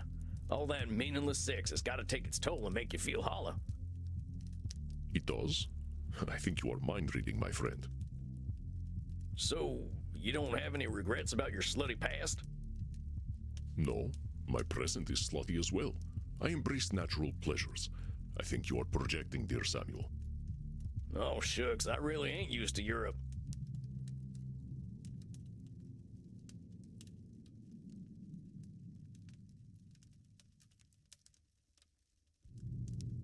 You regret that joke of calling Aeneas anus. Well, that was a little childish, Chief, but you can forgive yourself. You're not going to let me live that down, are you, Samuel? You gotta admit, you looking the way you do, no one would think you'd make a joke like that. Can't a man of refinement make a butt joke from time to time? Yeah, I guess we can't be too anal about rules of class, huh? Ha, I see what you did there. But juvenile jokes bring me no distress. I think you know what truly haunts me. Chief, I know the pain you're feeling. You can't stop being reminded of what you've lost when reminders are in your own mind. But I'm here for you. I know you are, but it is still comforting to hear. Thank you, Samuel. Think nothing of it. I've lost a few horses in my time, and they're all still with me. I know you've lost a hell of a lot more of them than I have. Horses leave hoof prints on our hearts, and every one of them hoof prints is unique. I'm sure you wish you could have given them better lives. But their lives were unique because you were in them. Princess was only princess because she was my princess. Now I'm sure... Samuel, I was not talking about horses. Oh, you weren't? No. Shucks, must have been something else then. You're thinking about Heinrich Kramer, ain't you? Yes. My actions 600 years ago bring me no end of shame and regret. I have never truly processed what I did. I have sought to distance myself from Heinrich Kramer, but that is exactly what Edmund Keane tried to do with his past. I am no different from him.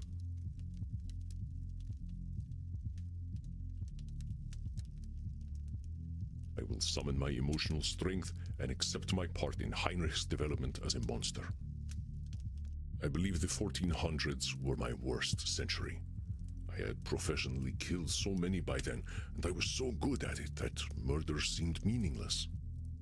I no longer felt that dark adrenaline that accompanies life-taking. I felt nothing. If I no longer felt anything at the taking of a life, did life matter at all?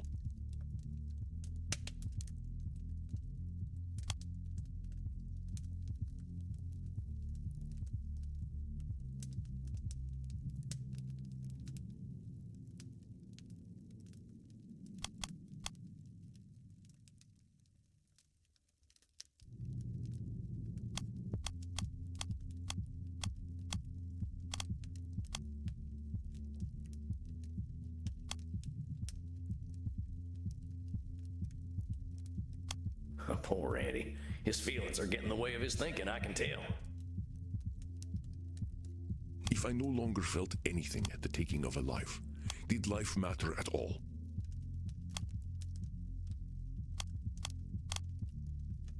Poor Andy. His feelings are getting in the way of his thinking, I can tell. If I no longer felt anything at the taking of a life, did life matter at all? Boss, your feeling, or lack of feeling, didn't make reality. How you felt about the value of someone else's life didn't amount to a hill of beans. Heck, maybe that was unemotional reasoning. Or perhaps anti-emotional reasoning. Yes, I projected my emotional emptiness onto the world. In order to combat this feeling of emptiness, I transitioned from a simple vampire into a far more terrible monster. I became what is known in modern times as a troll. Chief, I'm gonna stop you there. No matter what you were a human being too. This talk of monsters and trolls is way too simple. It's labeling. It ain't helpful. If someone's just a troll, there ain't no way of helping them, is there? You are correct, I am labeling. It is funny how easy it is to call ourselves names, even when we know we should not do the same to others. Very well. I acted in the manner of a troll. I have observed many trolls throughout history. It is a common fate for those who fail to find purpose. Ironically, it is often those who are most privileged who become agents of cruel chaos. Oh, like that billionaire fellow who runs all them companies but spends all his time being a low-down varmint online. I'm blanking on his name. I'm afraid I'm unfamiliar with the man. I think that'd piss him off more than anything. It makes sense for a mortal billionaire to act in this way. Being so powerful yet feeling your impotence on a global stage is a strange kind of pain. Heinrich Kramer was such a man. I was doing business in the southern regions of the Holy Roman Empire when I met him in a tavern. He was drunkenly ranting and raving about the sin of Eve, how women were the cause of all evil, that witches surrounded us. He had gathered quite an audience, who delighted in egging him on to sound even more ridiculous. By the end of the night, he was spouting some nonsense about how breasts were chest horns and that all women possessed a sacral hump indicating a vestigial tail. Wait, what? Was this fella serious? It was like a stand-up comedy show, but with more vomiting and misquoted Bible verses. But I was very old already. I saw through the humor to the true hatred beneath. I cannot believe I ever saw value in such a fallen one. I ought to be ashamed.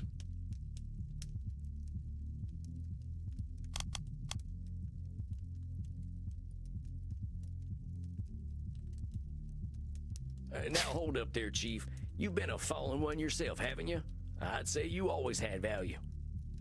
Heinrich Kramer's an asshole, I ain't gonna deny that. But he's a human asshole. I mean, not that he's literally a human asshole. That would be pretty gross. I understand your meaning, Samuel. You are correct. I again let my passions get the better of me. Well, that's okay, Andy. All we're doing is being aware, right?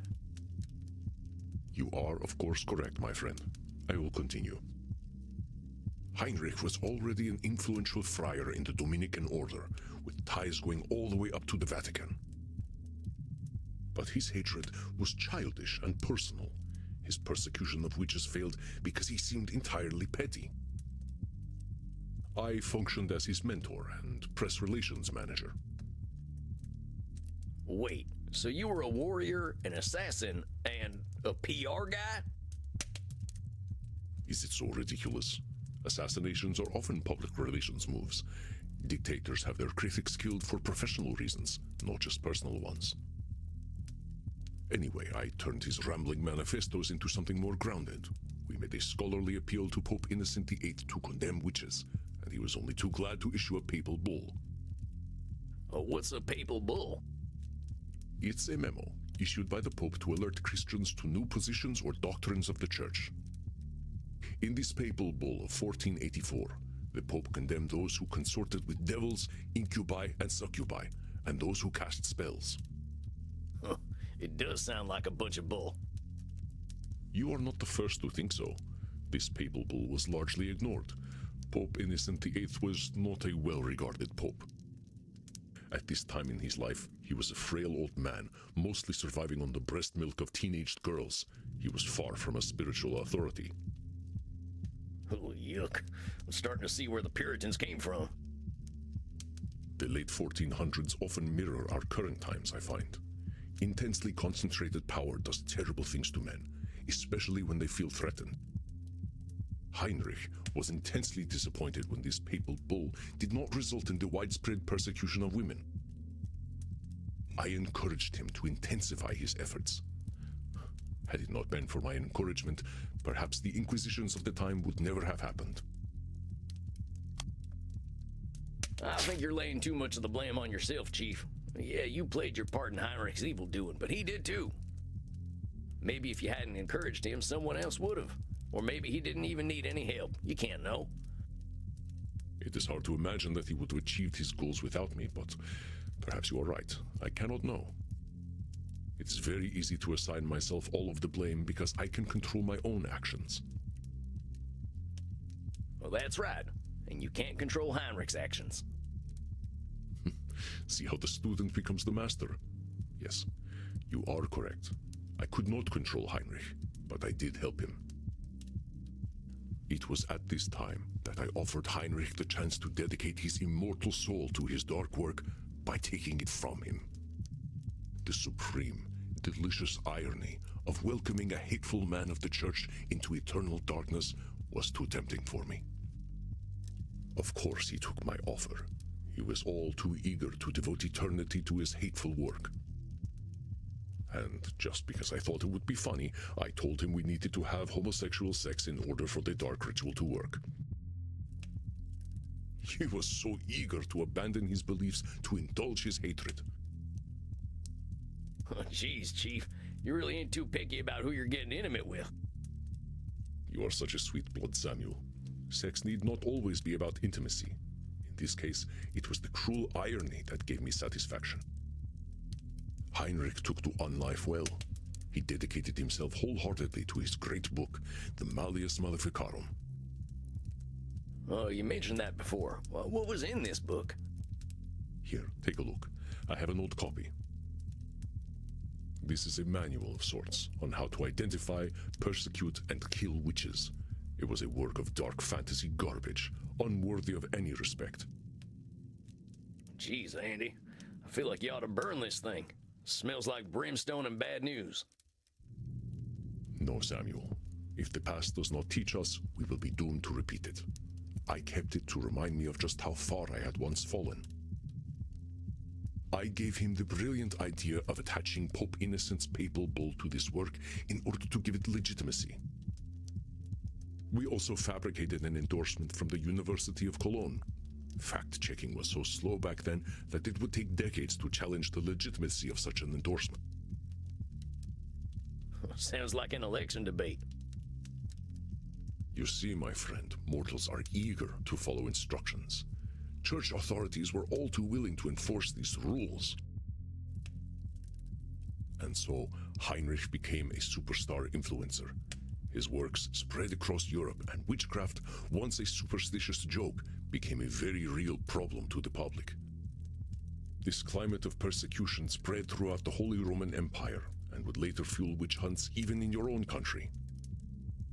But even this systemic persecution was not enough to sustain me. Acceptance of radical ideas has a way of normalizing the radical, and I soon became bored of Heinrich. Wait, you helped make a witch hunting manual popular throughout Europe, and then you got bored. A troll requires fuel to feel they matter. If a troll ceases to be radical to others, they are beings without purpose. I told Heinrich as much when I dumped him. I said that he bored me. He was a mere tool to be used. Oh, dang, Chief. You didn't think much of Heinrich after all, did you? Many spoke of mortals as insects. I felt much the same way. When you are more than 1,000 years old, it is easy to fall into such thought patterns. Legitimizing witchcraft was a significant accomplishment, to be sure, but its fulfillment left me feeling empty. When the clerical authorities began persecuting witches on their own, I felt rather left out. I wanted their persecution to happen because of me.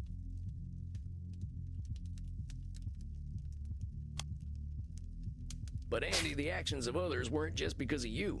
They got that dirty old manual you held right, but it was up to them to decide to listen to it. You speak truly, my friend.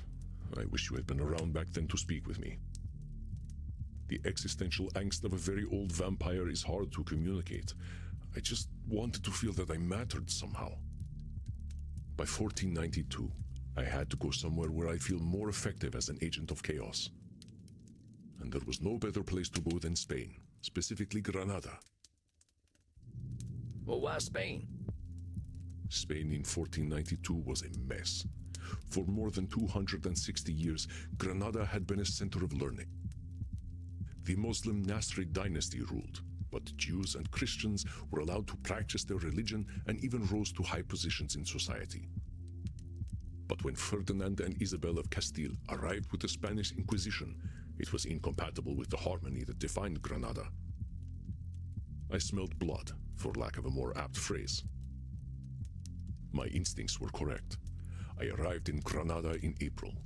Though the stones were still stained red, its conquerors were hungrier for blood than I was. Ferdinand and Isabella had just sanctioned Christopher Columbus's trip westward in search of treasures to fund their conquests. Hey, I know this one. In 1492, Columbus sailed the ocean blue. I have heard this poem as well, but it did something quite terrible. Do you know what it is?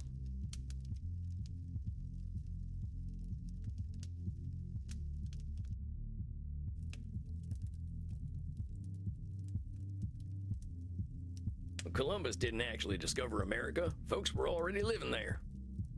Yes, I would say that Ferdinand and Isabella wrote this poem themselves, but unfortunately, they were too learned to write something so insipid. The journey of Columbus was not a noble journey, but a savvy and cruel move by Ferdinand and Isabella to solidify their tenuous position as rulers of a unified Catholic Spain. If I could find my way into their court, I could commit such devilry. It would not be easy for a dark-skinned demon like me to worm myself into their graces, but I found a way. Well, let me guess. You seduced Ferdinand, or Isabella. Samuel, I am hurt. You think I just fucked my way through history, don't you? Oh, shucks, Chief. I didn't mean nothing by it. I just saw a running theme and thought... Well, you were right. I seduced Isabella of Castile's chief advisor. They called her La Latina. What a woman. Here, I have a painting of her. Her name was Beatriz Galindo. She was one of the most learned mortals I have ever met, if not the most. This painting does not capture her essence well, but she was also devilishly attractive. There is nothing sexier than an inquiring mind, and Beatriz, she was one of the sexiest women I have ever known. You sound a little smitten there, Chief. Better not let Crimson hear. She knows about Beatriz. Not everything, of course. She doesn't need to hear the most intimate details. But, seeing as you are acting in the capacity of my therapist, I can tell you, yes? She used to do this one thing with her finger. You know, I ain't a Puritan. I just think all this stuff should maybe be done behind closed doors. I'm sorry, my dear. I don't wish to go too far, but I will still unburden myself. I believe I did Beatriz great harm. She was newly married when I met her in Granada. Her husband was a man named Francisco Ramirez de Madrid. As his name implies, he was of Madrid, meaning that his lovely wife was often left alone in Granada. It took me an entire month to get her into bed, perhaps the longest courtship of my entire on life.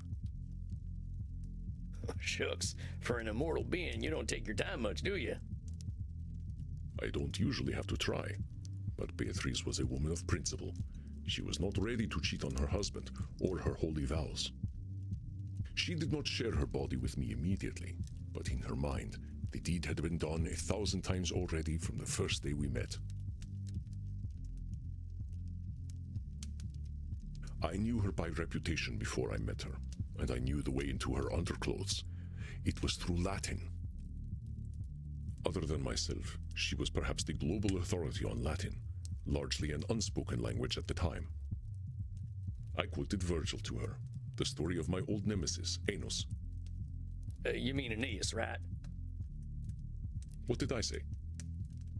You definitely said Aeneas. Oh, my mistake. Anyway, I knew I would be her match in Latin, so I told her, Nunc scio quid sit amor. Now I know what love is. She admonished me for my forwardness, but did so with a smile that she could not hide from me. With her husband in Madrid, I spent the warm Spanish evenings with her, drinking her blood and sharing thoughts of terrifying intimacy. Meaning you got up to a lot of kinky stuff. Oh, the kinkiest. We probed each other so deeply. Do you know what we did? Well, I can guess. We discussed Aristotle.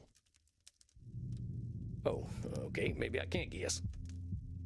You cannot know true intimacy until you have delved deeply into Aristotelian logic, biology, and virtues with another. But Samuel, I used her. Even with the bond we formed, a bond that few couples on this earth could ever achieve, I used her.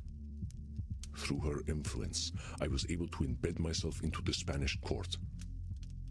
I introduced Ferdinand and Isabella to the Malleus Maleficarum. They adored it, of course. They loved blood as much as I did. So you were feeding poison to a couple of already rabid dogs? Yes, it inspired their brutal actions against the conquered Muslims and Jews, which delighted me in this foolish troll era of mine. After evenings discussing mystic ancient virtues with Beatriz, this was a great betrayal. I deserved to suffer for helping Heinrich, and I deserved to suffer for using Beatriz.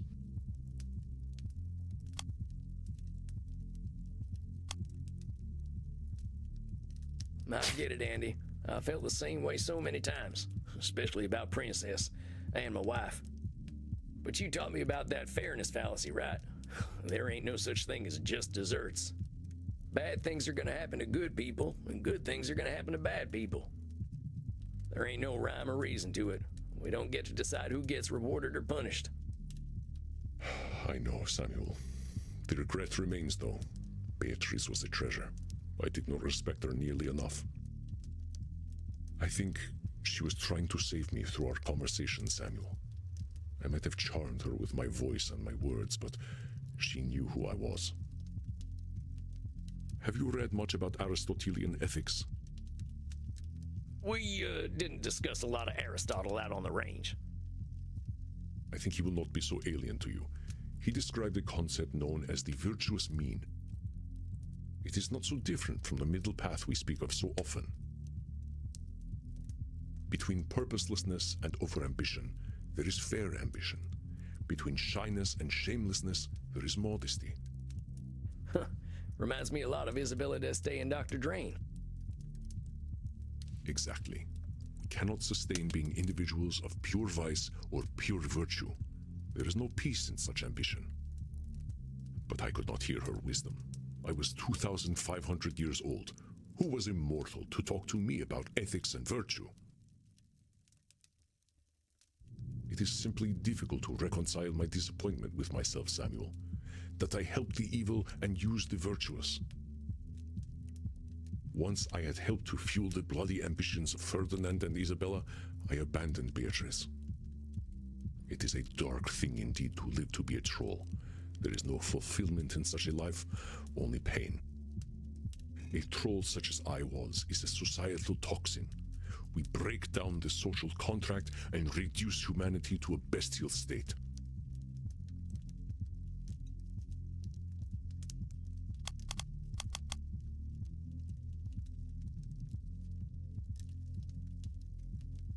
I think you're giving trolls a little too much credit there. I had this conversation with Dr. Drain once, where we talked about how a vampire is a vampire. Oh, well, a troll is a troll. They don't control the fate of the universe. A troll's got the power to be a nuisance, but it's up to everyone else to play along with them. From my perspective, a troll is a pretty damn weak person. Yes, you are correct. I was weak. I give myself both too much credit and too much blame. Quite a human paradox, is it not? You're still human, Chief. Alas, I believe I was a far more successful troll than I have been a sincere human being. I used Heinrich and Beatrice more effectively than I have ever helped kindly vampires. Andy, you're disqualifying the positive again. Whatever troll you were in the past, comparing him to the Andy of today is as useful as milking a bull. Well, actually, it might make the bull happy, but we ain't gonna talk about that. Point is, if we're talking about the good you do now, what do your troll days have to do with anything? You're being a real Count Gloomula if you're taking something good and ruining it for no reason. Count Gloomula? I know of no such man. I made him up, but he's just who you're being when you're knocking yourself down. You are correct, Samuel. May that Andromachos remain buried. I will not forget him, but not so that I might torture myself, but to remember how far I have come. I must say, I am feeling much less burdened having spoken with you, my friend. I feel as though I am in bat form already, with the wind beneath my wings. I'm glad to hear that, Andy. I don't want you weighed down. Would you like to go out for a night fly with me, my friend? That sounds like a mighty fine idea. Then let us go. The moon is high and the night awaits.